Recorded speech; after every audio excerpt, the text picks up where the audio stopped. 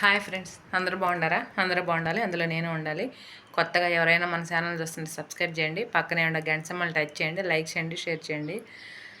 పూజ అయితే అయిపోయింది, దర్గా దగ్గరికి వెళ్ళి వచ్చాము 8:00కల్లా. ఈరోజు శుక్రవారం కదా, అంటే ప్రతి శుక్రవారం వెళ్తారా అంటే ప్రతి శుక్రవారం అయితే వెళ్ళనండి. సెలవు పెట్టుకున్నాను కదా డ్యూటీకి, అందుకని చెప్పేసి దర్గా దగ్గరికి వెళ్ళి వచ్చాం. ఎందుకు సెలవు పెట్టుకున్నాను అనేది రేపు ఆదివారం నైట్ చెప్తాను నేను. ఫ్రెండ్స్, కొద్దిగా సంతోషంగా ఉంది, కొద్దిగా బాధగా ఉంది. సంతోషం దేనికి, బాధ దేనికి కూడా నేను వీడియోలో చెప్తాను. ఇంకోటి ఏంటంటే, మళ్ళీ చెప్తున్నాను ఫ్రెండ్స్, అక్క మీరేం జాబ్ చేస్తారు చెప్పండి అక్క అని కొంతమంది అడుగుతున్నారు. నేను అంతకుముందు వీడియోలో చెప్పాను నేనేం జాబ్ చేస్తాను ఏంటి అనేది, కానీ ఆయన అడుగుతూనే ఉండారు ఆ వీడియో. అంటే పాతోళ్ళు చూశారు కానీ మళ్ళీ ఎవరన్నా మనకి కొత్త సబ్స్క్రైబ్ అయితే వాళ్ళైతే చూడలేదు కదా, అందుకని కామెంట్ చేస్తున్నారు. నేనైతే ఫీల్డ్ వర్క్ నాది, మెడిసిన్స్ దాని మీద ఫీల్డ్ వర్క్ చేస్తాను. ప్రైవేట్దే, గవర్నమెంట్దేం కాదు, ప్రైవేట్ జాబే. లేగిస్తే ఉదయం లేచిన కాడి నుంచి నాకు వాళ్ళ మీదకే వెళ్తుంటాను. ఎందుకంటే నేను మెడిసిన్స్ నేను తెచ్చుకొని షాపులకి పైపెచ్చి ఏంటంటే డాక్టర్ గారికి వాళ్ళకి హాస్పిటల్ తరపున వేపిస్తూ ఉంటానన్నమాట. అది నేను క్లియర్గా మీకు అర్థమయ్యేటట్టు నా వీడియోలో కూడా ఉంది, చూడండి ఎవరైనా కొత్త వాళ్ళు చూడకపోతే. ఈరోజు శుక్రవారం కదా ఫ్రెండ్స్, మనస్ఫూర్తిగా చెప్తున్నా, నిజంగా మనం ఏదైనా మనుషులను నమ్ముకుంటే ఖచ్చితంగా చెడిపోతాం. కానీ ఫ్రెండ్స్, నిజంగా ఆ దైవాన్ని నమ్ముకుంటే ఎప్పుడూ చెడిపోం ఫ్రెండ్స్. నాకు అనుభవం అయినవి. నేను ఫస్ట్ శివయ్యని, తర్వాత దర్గా నాయన్ని, తర్వాత అంకమ్మ తల్లిని, ఇలా ముగ్గురిని నిజంగా అసలుకి ఎంతగా నమ్మానంటే అంతగా నమ్మాను. వాళ్ళు కూడా నిజంగా ఆ దేవుళ్ళు ఎప్పుడూ నా మీద ఉండయి అనుకుంటాను. కానీ ఉంటుంది ఫ్రెండ్స్, ఇది మాత్రం పక్కా నేను చెప్తున్నాను. ఎందుకంటే చెప్తాను, ఎందుకు చెప్తాను అంటున్నానంటే, నా విషయంలో జరిగినాయి నేను చెప్తే కనీసం నాలాగా నమ్మకంగా ఒక్కళ్ళైనా సరే, మనం కష్టాల్లో ఉన్నప్పుడు కూర్చొని ఏడవకుండా, వాళ్ళని ఇలా పోయి దేహాన్ని ₹1 ఇలా అయిపోయి అడగకుండా మనం బతకాలి అంటే మనకి మనుషుల సహాయం ఒక్కటే చేస్తే సరిపోదు, మనుషులు సహాయం కూడా ఉండాలి.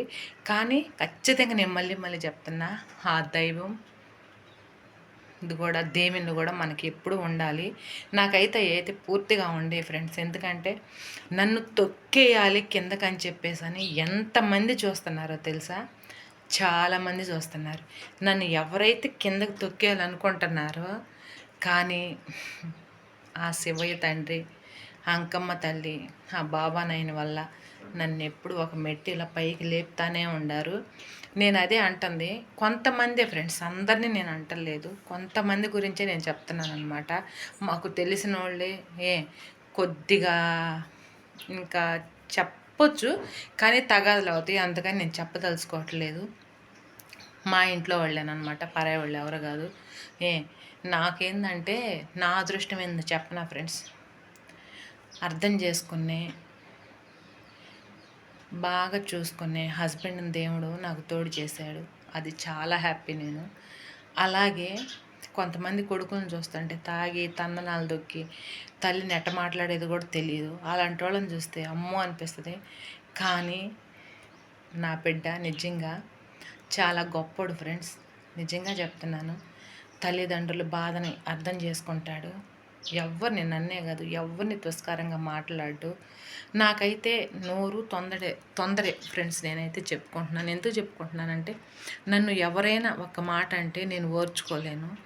నేను మళ్ళీ అనకూడదు అంతా ఆ దైవమే చూసుకుంటుంది అని అనుకుంటాను. కానీ ఉండలేను అనకుండా.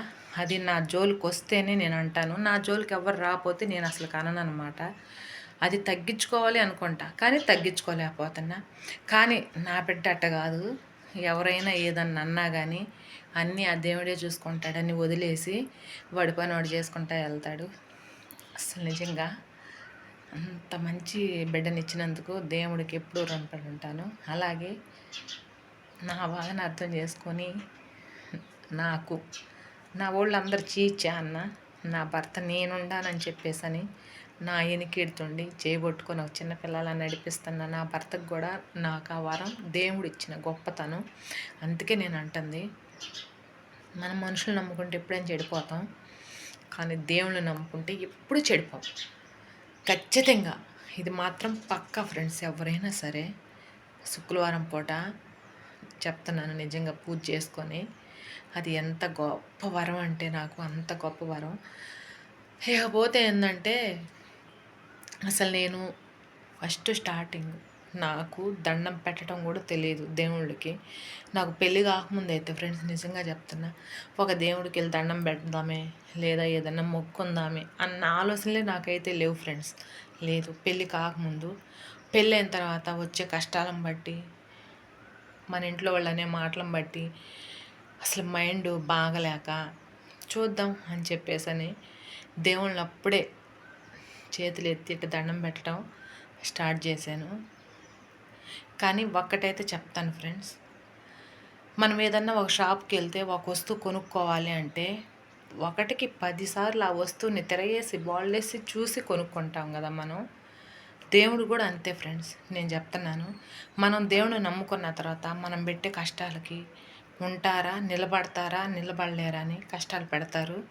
ఆ కష్టాలన్నీ తప్పుకొని నిలబడితే తర్వాత దేవుడు మనకి చెయ్యి అందించేది మనం అసలు ఊహించలేమన్నమాట. అవి నిజంగా నా జీవితంలో జరిగినాయి. ఖచ్చితంగా నేనైతే మీకు చెప్తాను. ఇదేందో నా గొప్పకి చెప్పుకోవటమే ఇది కాదు ఫ్రెండ్స్.